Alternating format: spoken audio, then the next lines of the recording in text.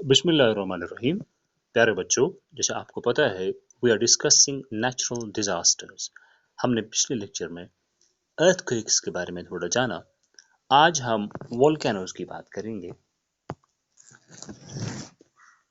सबसे पहले हमें ये पता होना चाहिए कि वोल्केनो हम किस चीज को बोलते हैं। यू शुड नो दैट ये जो वोल्केनो है, जमीन का वो एरिया, जमीन की वो जगह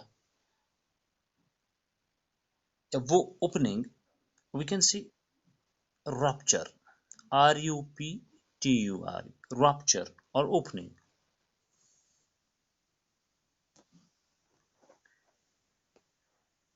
In the crust of earth,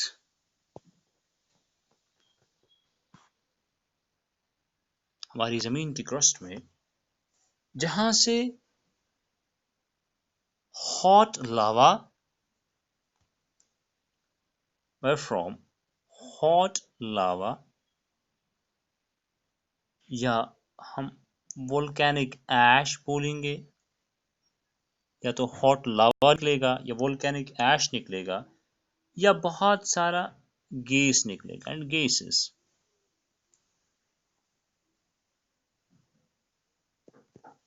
I'll repeat, a volcano is a rupture or opening in the crust of earth that allows hot lava, volcanic ash and gases to escape from. ये कहाँ से escape हो जाता है?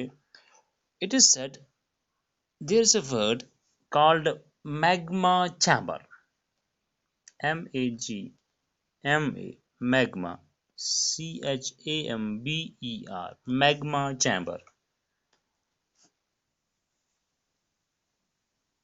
जमीन के नीचे एक बहुत बड़ा पूल ऑफ लिक्विड रॉक होता है, क्योंकि ये जमीन के बहुत नीचे अगर हम जाएंगे तो we see the rocks are in molten state, वो पिघली हुई शक्ल में है।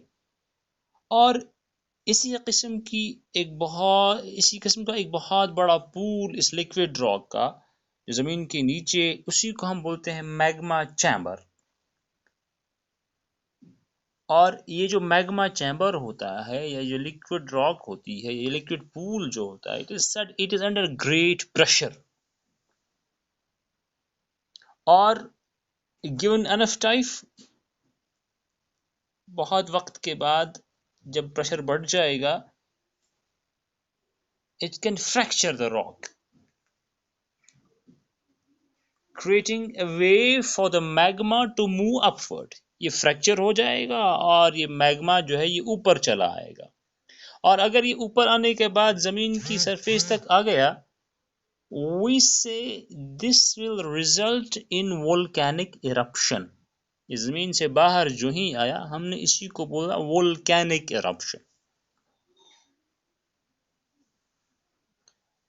तो पता चला कि ये जो वोल्केनो है, ये वो ओपनिंग है, ये वो रप्चर है जमीन में, जहां से जिसके नीचे से, जमीन के नीचे से ये जो गैसेस हैं, मैग्मा है, मोल्टन मैग्मा हम बोलेंगे, वोल्केनिक ऐश की सूरत में, या हॉट लावा जो है, या इस पत्थर के ही बहुत सारे टुकड़े हैं, ये बाहर चले आते हैं। ऐसा क्यों होता है? You should know that geology में हम पढ़ते हैं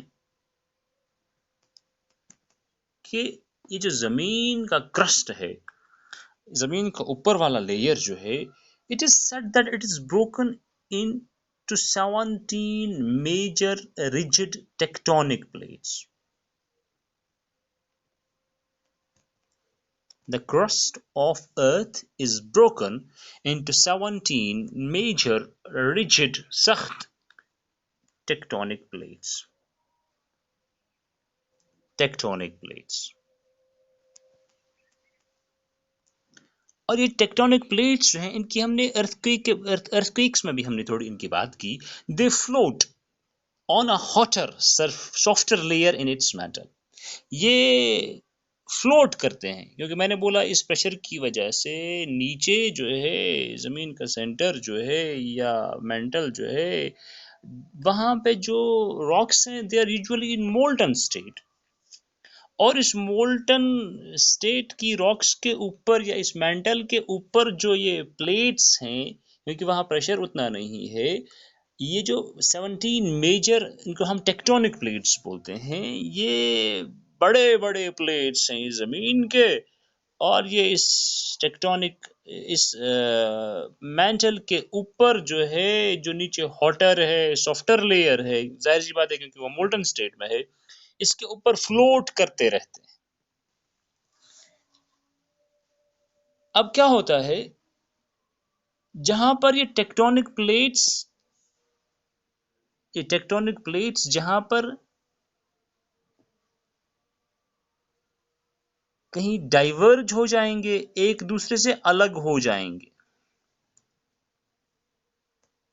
एक दूसरे से दूर चले जाएंगे, इनको हम बोलेंगे डाइवर्जिंग प्लेट्स, या एक दूसरे के नजदीक आ सकते हैं प्लेट्स, इनको हम बोलते हैं कन्वर्जिंग प्लेट्स।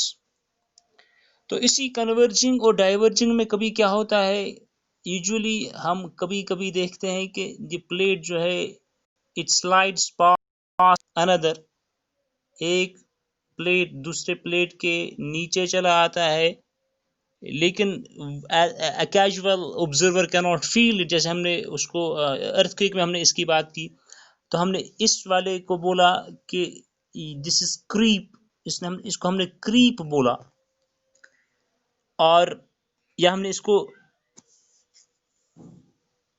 सिज्मिक स्लिप बोला था वहां पे, अगर आपको याद होगा सिज्मिक स्लिप हमने वर्ड यूज किया था। ये वाला एक प्लेट दूसरे प्लेट के नीचे चला आया, आम फिनोमिनन हो गया, एज यूजुअल हमने इसको ऑब्जर्व नहीं किया। और इन्हीं ये जो डाइवर्जिंग या कन्वर्जिंग प्लेट्स होते हैं ज्यादातर पानी के नीचे होते हैं, they are usually found under water, mostly they are found under water, जमीन पानी के नीचे होते हैं। मिसाल के तौर पर बड़े बड़े ओशंस जो हैं वहाँ ये रिजेस देखे गए हैं, जैसे हम इनको मिड ओशनिक रिजेस बोलते हैं, जैसे मिड अटलांटिक रिज है,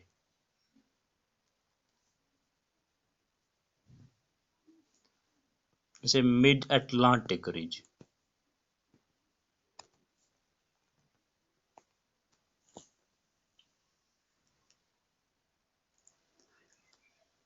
कहा जाता है कि इस मिड अटलांटिक रिज में वोल्केनोज बहुत ज़्यादा हैं, and they are caused by divergent tectonic, जैसे मैंने अभी हमने बात की, वहाँ पे डाइवर्जेंट टेक्टोनिक प्लेट्स की वजह से वोल्केनोज हैं। इसी तरह से मशहूर आपने नाम सुना होगा Pacific ring of fire, ring of fire बहरुल काहिल में बहुत ज़्यादा ये एरिया जो है जहाँ पे भूचाल आते हैं वोल्केनोज होते हैं, वहाँ पे भी जो वोल्केनोज हैं they are caused by convergent tectonic plates. Pacific ring में कन्वर्जेंट टेक्टोनिक प्लेट्स की वजह से वोल्केनोज होते हैं, और मिड अटलांटिक रिज में डाइवर्जेंट टेक्टोनिक प्लेट्स की वजह से वोल्केनोज होते हैं। नाउ इन वोल्केनोज की वजह से होता क्या है, ये जो हजारों सालों के बाद क्या होता है, गैसियस इमिशंस होते हैं, और कहा जाता है कि इन गैसियस इमिशंस से ज़मीन की जो ज़मीन के जो ओशंस हैं या एटमॉस्फेयर्स हैं ये वजूद में आए हैं। It is said that over hundreds of millions of years gaseous emissions from these sources, from volcanic eruptions or like that, the earth's earliest oceans and atmosphere has been formed.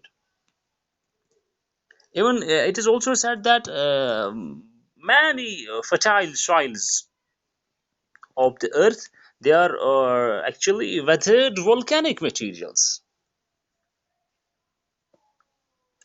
लेकिन हमारा यहाँ ये हमें बात करनी है डिजास्टर्स की, मतलब ये कि volcanoes have also been a threat to human population.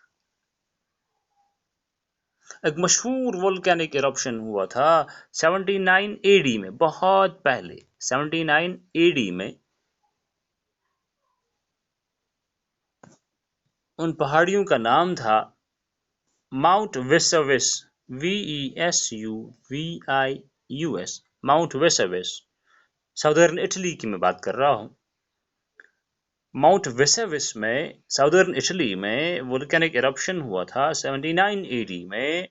कहा जाता है कि इसने पहले ही अपने साइंस दिखाए थे, एक्टिविटी दिखाई थी, ये हिलने लगा था, लेकिन बहुत सारे लोगों ने बोला नहीं है, कुछ नहीं है, दे प्रेफर टू स्टे। लेकिन अगस्त 24 79 एडी में क्या हुआ, ये जो ऐसा इरप्शन हुआ that two towns, big two towns, एक का नाम था हरक्यूलेनियम, दूसरे का नाम था Pompey. The two towns got buried in ash. इतना ज्यादा वोल्केनो फटा, वोल्केनिक एरप्शन ऐसा हुआ कि ये दोनों शहर जो हैं, ये दोनों बड़े कस्बे जो हैं, ये पूरी दब गए इस वोल्केनो के नीचे। हजारों लोग मर गए। किससे?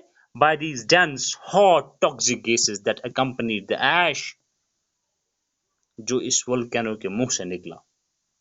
उसके बाद भी ये फ्रॉम टाइम टू टाइम निकलता रहा।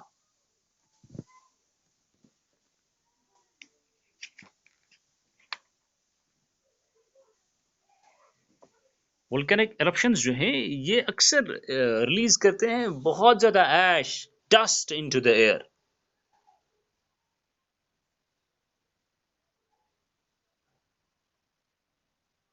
और इससे क्या होता है, इट इज सेड कि ये जो वोल्केनिक ऐश है, इसमें सल्फर भी होता है कभी कभी।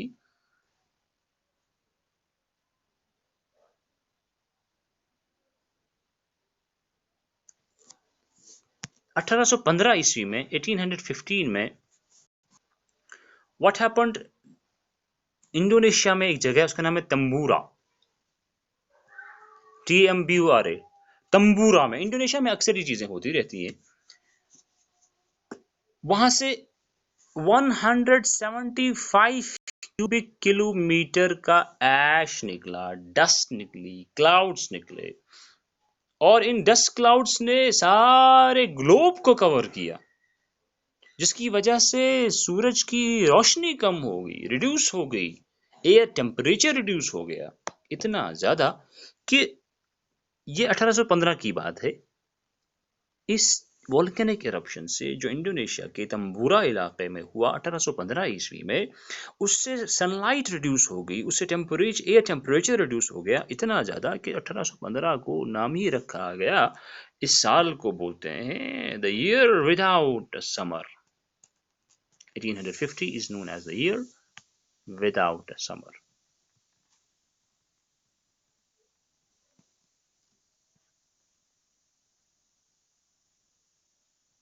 ये खाली डस्ट नहीं जो ब्लॉक करती है, सल्फ, मैंने बोला अभी आपको, सल्फर इमिशंस जो हैं, जो वोल्केनिक इरप्शन से निकलते हैं, they combine with rain and atmospheric moisture, उससे सल्फ्यूरिक एसिड बनता है H2SO4,